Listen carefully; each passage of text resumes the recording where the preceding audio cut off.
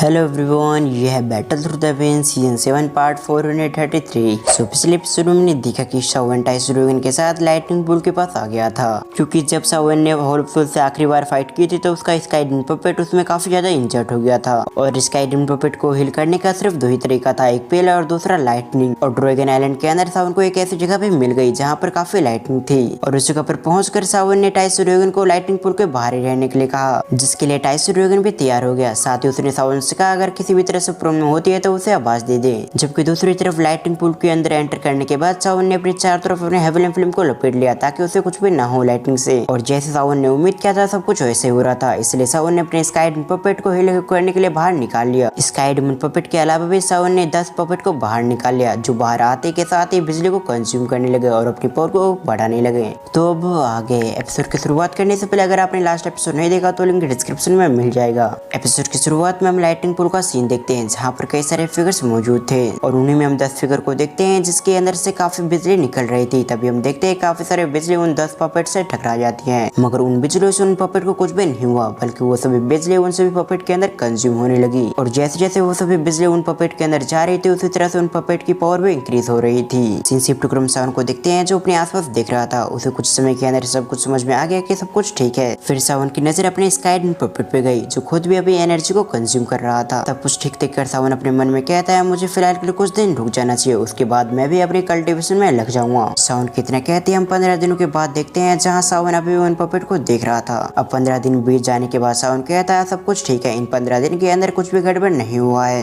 ये कहते हुए सावन की नजर अपने नीचे जाती है जहाँ पर काफी सारी एनर्जी कंज्यूम हो रही थी। उन लाइटिंग को देखते हुए सावन कहता है इसके नीचे काफी सारी एनर्जी है जिसे मैं खुद भी कंज्यूम कर सकता हूँ। अगर मेरी जगह कोई और रहता तो फिर वो इस एनर्जी को कंज्यूम नहीं कर पाता, क्योंकि इस जगह की एनर्जी काफी वायलेंट है। लेकिन मेरे पास फ्लेम मंत्र है जो मुझे इन एनर्जी को कंज्यूम करके सारी एनर्जी मेरे द्विकी में ट्रांसफॉर्म कर सकती है। ये सोचते हुए सावन के चेहरे पे स्माइल लगी और अगली पल सावन ने अपनी आंखें बंद कर ली। जैसे सावन ने अपनी आंखें बंद की उसके अगली ही पल काफी सारी एनर्जी सावन की ओर बढ़ने लगती है जो काफी वायलेंट लग रही थी। लेकिन सावन के कॉन्टेक्ट में आने से पहले फ्लेम मंत्र ने उन सभी एनर्जी को पूरी तरह से रिफाइन कर दिया। ऐसा होते ही सभी एनर्जी को सावन ने काफी आसानी से अपने द्विकी के अंदर कन्वर्ट कर लिया, जिस वजह से सावन की खोई हुई पावर रिकवर होने लगती है। साथ ही सावन को पहले से ज्यादा बेटर फील हो रहा था, और इसी तरह से सावन ने कुछ दिनों के अंदर अपने काफी सारे द्विकी को रिकवर कर लिया। साथ ही साथ उसने महसूस किया कि वो 5 स्टार डॉज की काफी करीब है, जो महसूस करने के बाद तो सावन काफी खुश हो गया था। आपको कुछ कंफ्यूजन नहीं हो इसलिए मैं आपको सब कुछ बता देता हूँ। असल में जब सावन ने फ्लावर सेक्ट के अंदर अपनी बोन चिलिंग फिल्म को रिफाइन किया था तब उसने 4 स्टार डॉज पे ब्रेक थ्रू कर लिया, लेकिन उसने ये महसूस कर लिया था कि उसकी एनर्जी 4 स्टार डॉज से थोड़ी सी आगे है। फिर जब सावन जिया के क्रिस्टल को रिफाइन कर रहा था तो उसकी सारी एनर्जी एग्जॉस्ट हो चुकी थी। लेकिन थर्ड आइलैंड ने जो 5 बूंदे खून की दी थी उसकी मदद से सावन की बॉडी में फिर से एनर्जी आ चुकी थी, और वो ड्रैगन ब्लड की एनर्जी थोड़ी बहुत अभी भी सावन की बॉडी में रहती है। और उसी एनर्जी की वजह से सावन 4 स्टार डॉज के पीक पे आ गया, और अभी सावन प्रेजेंट में इन सभी चीजों को महसूस कर पा रहा था, जिस वजह से सावन बहुत ज्यादा खुश होता है। तभी सावन खुश होते हुए कहता है अगर सब कुछ इसी तरह से चलता रहा तो मैं जल्दी 5 स्टार डॉज पे एडवांस कर लूंगा। ये कहते हुए सावन ने अपनी ट्रेनिंग पे और भी अच्छे से फोकस किया, जिस वजह से वो और भी एनर्जी को अपने अंदर ले रहा था।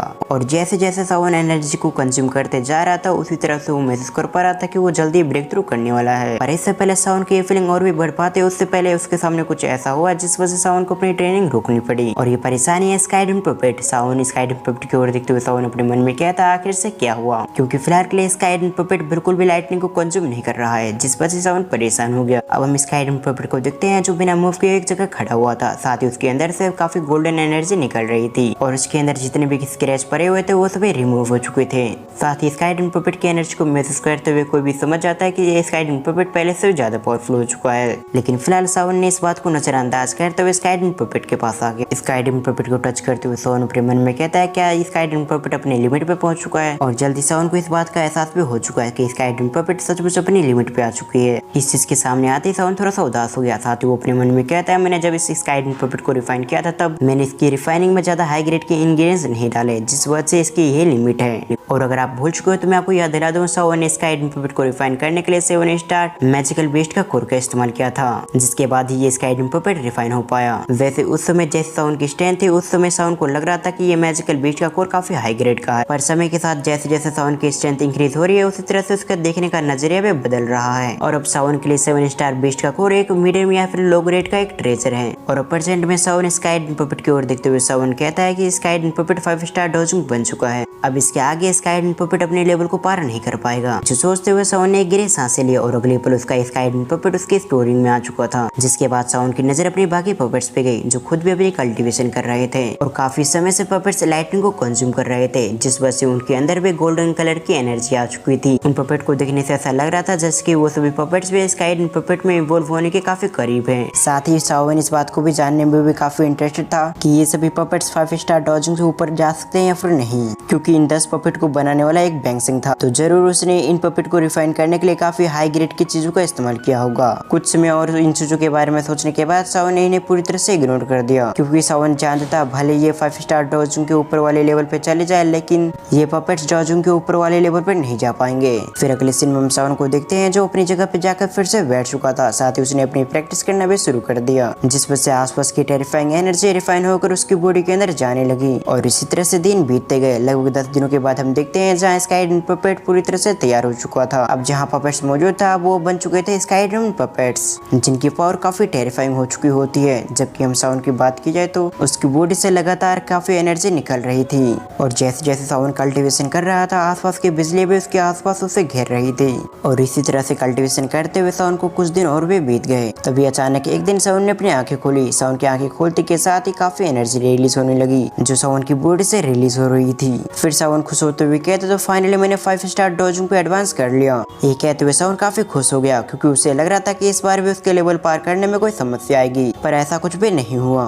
ये सब सोचते हुए सावन कहता है अगर मेरे सामने अब 7 स्टार डॉजिंग का कोई एक्सपर्ट आ गया तब भी मैं उससे लड़ पाऊंगा, क्योंकि ऑलरेडी मैं 5 स्टार डॉजिंग पे एडवांस हो चुका हूँ। इसके साथ ही अगर मैंने स्काई 3 मिस्ट्रियस को भी कंबाइन कर दिया तो फिर मैं 7 स्टार डॉजिंग बन जाऊंगा। वैसे तो इसके बाद भी सावन 7 स्टार डॉजिंग से फाइट नहीं कर पाता, मगर उसके पास हेवनली फ्लेम और फ्लेम मंत्रा थी और इन टेक्निक की मदद से सावन 7 स्टार डॉजिंग से फाइट कर सकता है। ये सब सोचते हुए सावन बहुत ज्यादा खुश हो गया क्योंकि इस जगह पर आना सावन का बेकार नहीं गया। तभी सावन 90 अंजुन के बारे में सोचते हुए सावन कहता और तो और वो 90 अंजुन की बच्ची इस बार मेरे हाथों से नहीं बच पाएगी। ये सब सोचते हुए सावन के चेहरे पे एक कोल्ड स्माइल आ गई। ये सब कहने के बाद और अपनी खुशियां जाहिर करने के बाद सावन अपनी जगह से उठ गया। उसके बाद उसकी नजर अपने स्काईडन पपेट पे पड़ी, जिसे देखकर तो सावन का मूड और भी ज्यादा खुश हो गया। सावन कहता तो फाइनली ये भी स्काईडन पपेट में तब्दील हो चुके हैं। इससे पहले सावन कुछ और कहता, उससे पहले सावन के एक्सप्रेशन चेंज हो गए। तभी वो दूसरे ओर देखता है लेकिन उस जगह पर कुछ भी नहीं था, जिस वजह से सावन कंफ्यूज होते हुए कहता है क्या मैंने कुछ गलत महसूस किया? मुझे महसूस हुआ जैसे कि यहाँ पर कोई आ रहा है। साथ ही मैंने एक टेरिफाइंग एनर्जी को भी महसूस किया। कुछ समय और देखने के बाद सावन को कुछ भी नहीं मिला, जिस वजह से सावन ने इसे भ्रम मान लिया और अगले पल सावन ने अपने स्काईडन पपेट को अपने स्टोरिंग के अंदर स्टोर कर लिया। पर इससे पहले सावन आगे बढ़ता उससे पहले लाइटनिंग पूल के अंदर से एक लाइटनिंग निकली, जिसे महसूस करते हुए सावन ने जल्दी से नीचे देखा, जहाँ पर उसने देखा कि एक ओल्ड मैन काफी स्पीड से उसी की ओर आ रहा है। साथ ही उसके पीछे एक बहुत बड़े एक जायंट स्नेक भी थी जो बिल्कुल थंडर से बनी हुई थी और वो पर्पल कलर की दिख रही थी जो उस ओल्ड मैन का पीछा कर रही थी।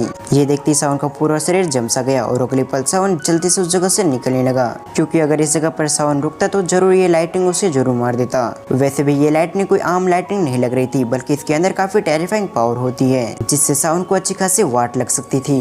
इसलिए सावन इस लाइटनिंग स्नेक से बचने के लिए अपनी 3000 लाइटनिंग मूवमेंट टेक्निक का इस्तेमाल करते हुए उस जगह से भाग रहा था। लेकिन तभी सावन ने कुछ सेंस किया, जिस वजह से उसका रोने का मन भी कर रहा था और उससे काफी गुस्सा भी आ रहा था, क्योंकि जब सावन ने उस ओल्ड मैन को देखा था तब उस ओल्ड मैन ने भी सावन को देख लिया था और अभी फिलहाल के लिए वो ओल्ड मैन सावन को ही पीछा कर रहा था, जिस वजह से ये लाइटनिंग स्नेक भी इनकी ओर आने लगी। सिंसिप टुकड़ी हम सावन को देखते हैं जो अब तक समझ चुका था कि वो ओल्ड मैन उसकी मदद करने के लिए कह रहा है, पर सावन ऐसे बिल्कुल भी गलती नहीं करना चाहता था जिससे उसकी जान जाए। और तो और सावन इस ओल्ड मैन को जानता भी नहीं था कि आखिर ये ओल्ड मैन कौन है। जब सावन ये सब सोचते हुए आगे बढ़ रहा था तभी उसने कुछ महसूस किया, जिस वजह से वो सरप्राइज हो गया। तभी एक आवाज सावन से कह रही तुम तो सिर्फ 5 स्टार डॉजिंग हो, तो फिर तुम्हारी हिम्मत भी कैसे हुई यहाँ पर आने की? क्या तुम मरना चाहते हो? ये सुनते ही सावन ने अपने बाजू में देखा तो ये वही ओल्ड मैन है जो उसके पीछे खड़ा हुआ था, यानी कि उसके पीछे आ रहा था, जिससे सावन को अंदाजा हो गया कि ये एक्सपर्ट 5 स्टार डॉजिंग के ऊपर के एक्सपर्ट है। और इसी सीन के साथ हमारा ये पार्ट यहीं पर एंड होता है। आपको आज की एक्सप्लेनेशन कैसे लगी आप मुझे कमेंट करके जरूर बताएं। तो फिर मैं मिलता हूँ किसी और वीडियो में, जब तक के लिए थैंक्स फॉर वॉचिंग, बाय।